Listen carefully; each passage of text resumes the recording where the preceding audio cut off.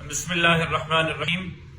آج پورے ملک کے اندر بلکہ پوری دنیا کے اندر بسنے والے سندھی کمیونٹی کے ہمارے بھائیوں نے سندھ کی ثقافت کا دن منایا۔ میں ان سب کو مبارکباد پیش کرتا ہوں، لیکن ایک گزارش بھی کرتا ہوں کہ صرف ثقافت ہماری ایک دن تک محدود نہ رہے، اس ثقافت کو ہر وقت ہم اپنے ساتھ شامل کریں۔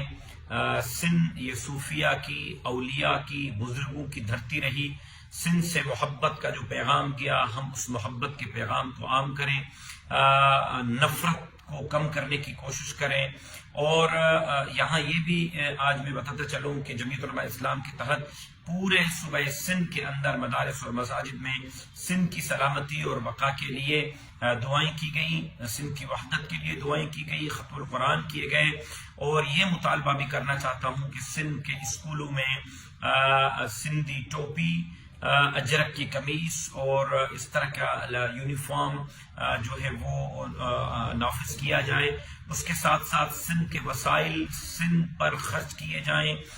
سندھی جو نوجوان یہاں بس رہے ہیں ان کے روزگار کا انتظام کیا جائے، اور اس کے علاوہ ملٹی نیشنل کمپنیوں میں سندھیوں کو جگہ دی جائے۔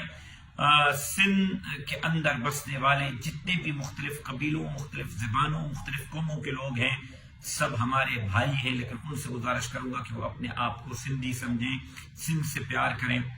سندھ کی تقسیم کسی صورت قبول نہیں۔ آزادی مارچ کے ایجنڈے میں یہ بات شامل تھی کہ سندھ کی تقسیم قبول نہیں کریں گے۔ اگر کوئی سندھ کی تقسیم چاہتا ہے تو پھر سندھ میں اس کے لیے کوئی گنجائش نہیں ہے۔ میں دعا کرتا ہوں کہ اللہ تبارک و تعالی ہمیں اپنے اس تاریخی ورثے کی، اپنی اس دھرتی کی، اپنی اس ثقافت کی لاج رکھنے کی، اس کا امین بننے کی توفیق عطا فرمائے۔ والسلام علیکم ورحمۃ اللہ وبرکاتہ۔